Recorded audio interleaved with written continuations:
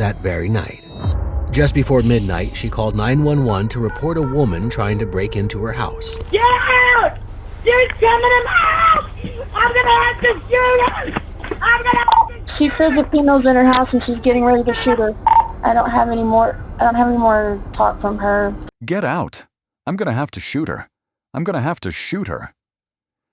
Those are the last words Angie Melissa Moore ever spoke. The 911 operator heard the gunshot. Then the line went dead. Picture a shotgun shell, still warm, resting on a bedroom floor beside a woman who never got to pull the trigger. That shell was never fired by the person who owned it. It was fired by the woman who broke in through the window, naked, screaming about the end of time. The paperwork already knew. Right now. This is the home of 45-year-old Angie Melissa Moore, a vet tech and a single mother to a 13-year-old boy. She loves animals and has a vibrant social life.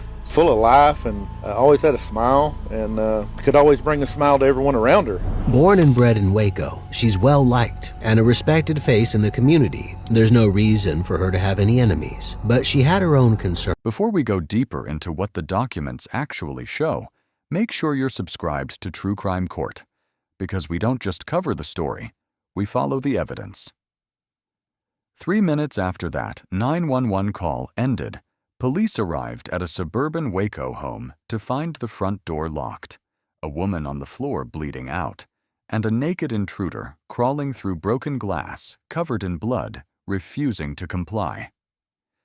They didn't know it yet, but they'd just walked into a crime scene that would force prosecutors to answer a question that still haunts the case file today. When someone confesses with a smile, beats a victim's head in with her own shotgun, drinks her blood, and then claims insanity, does the law still care about the dog? Get out here now! September 7th, 2022. Just before midnight. Angie Moore, a 45-year-old single mother and a lifelong Waco resident, dialed emergency services for the last time. She told the dispatcher a woman was inside her house. She was terrified. The number for Lacey Lakeview Police Department is saved in her phone. She was scared of something, and that something came looking for her. She had a firearm, but she said she was afraid it wouldn't be enough to protect her.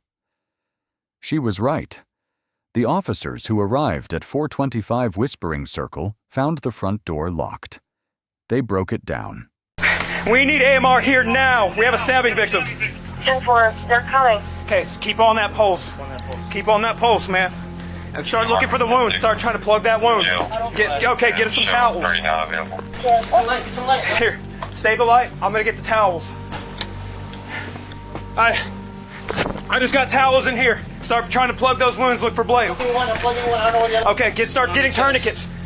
It's on their chest. It's on her chest. Then just plug it. Yeah, just plug that wound. You got a chest plug? You got a chest plug? Inside, they found Angie on the floor, face down, unresponsive. She had a laceration to her head, a wound to her chest, a hole in her back that looked like a knife entry. They started CPR. They tried to plug the wounds. They worked on her for 20 minutes. At 12:31 a.m., they called it. Angie Moore was dead. I don't have a taser. She's covered in blood? Yes. When they get there, it's not Angie who greets them, but a naked woman, the suspected intruder, fleeing the scene. She's covered in blood.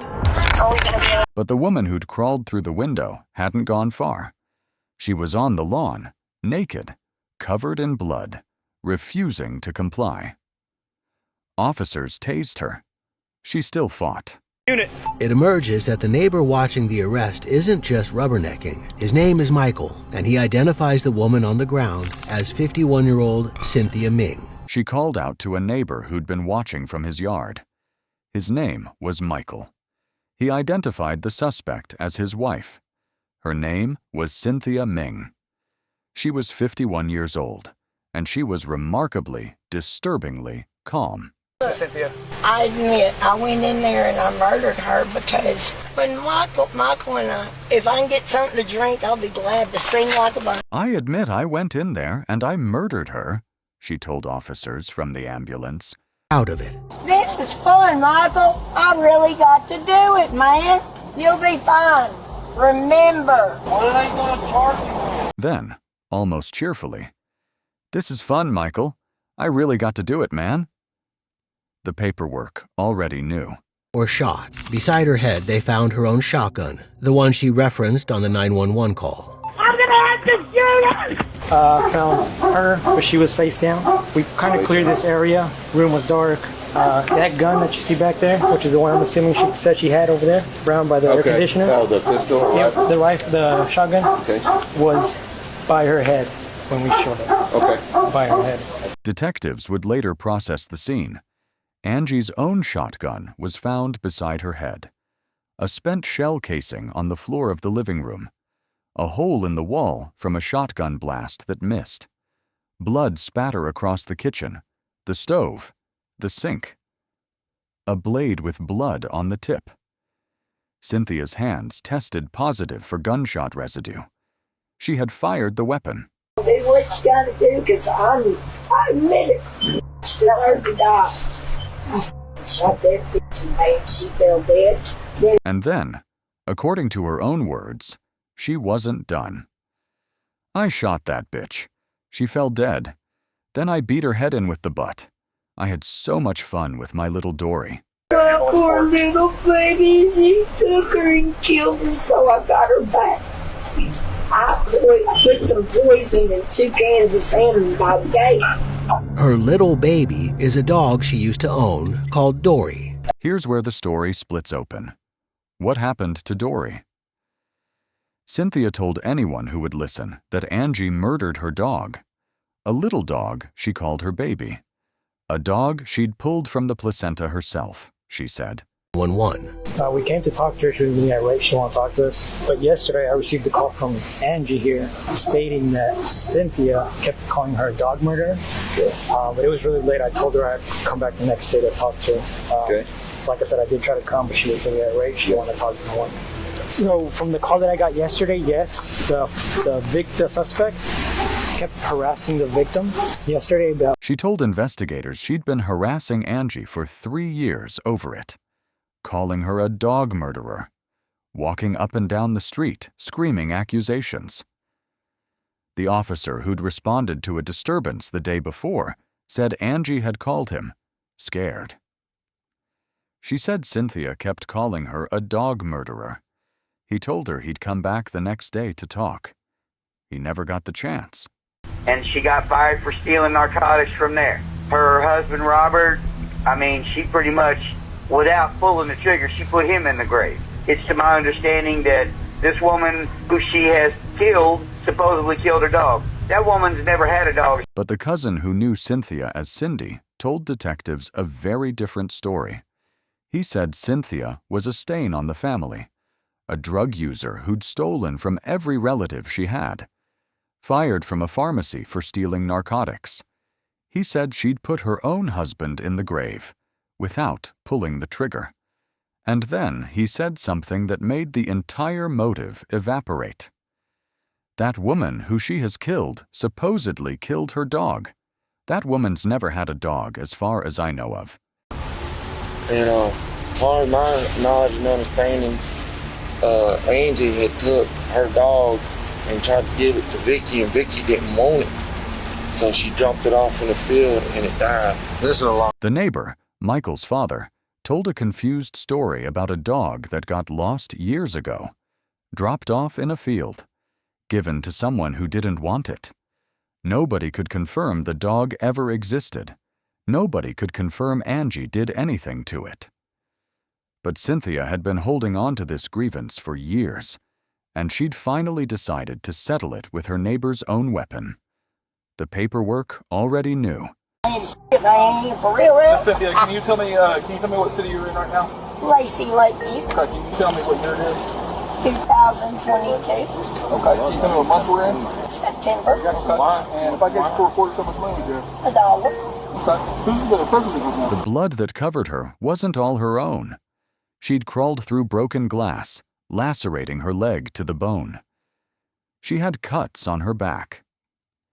She was treated at the hospital and interviewed by a mental health expert. She claimed she didn't remember the killing. She claimed she'd been electrocuted by a live wire that night, that she'd walked around bugged out. She said she didn't know what year it was, then correctly said 2022. She didn't know who the president was, then correctly said Joe. The mental health expert concluded she was sane at the time, fit to be held accountable. She'd been sane enough to know exactly what she was doing. She'd been sane enough to enjoy it. In December 2025, she pleads guilty to murder and accepts a 50-year sentence. She'll be eligible for parole after 25 years, by which time she'll be 79. But prosecutors say it's unlikely. In December 2025, Cynthia Ming pleaded guilty to murder. She accepted a 50-year sentence. She'll be eligible for parole after 25 years. By then, she'll be 79. Prosecutors say it's unlikely to be granted, given the heinous nature of the crime. At her sentencing hearing, her son reads a poem he wrote about Cynthia. She was Satan's puppet, and she's going to hell if she doesn't ask God for forgiveness for her. The judge heard a victim impact statement from Angie's son. He was 13 years old that night. He was staying with his grandparents. He would have been in the house if he hadn't been. She was Satan's puppet, he wrote. She shed my mother's innocent blood. One day, it will be worse for her when she stands before my Almighty God. I'm complying. I'm not dangerous. I did what I... Cynthia had told officers she felt no remorse. She'd told them the Bible said she was right. She'd told them it was karma. And when she was being transported to jail, still covered in her victim's blood, still grinning, she said something that made the officer's skin crawl. I'm complying. I'm not dangerous. I did what I did. For her sins. She shed my mother's innocent blood. One day, it will be worse for her when she stands before my Almighty God.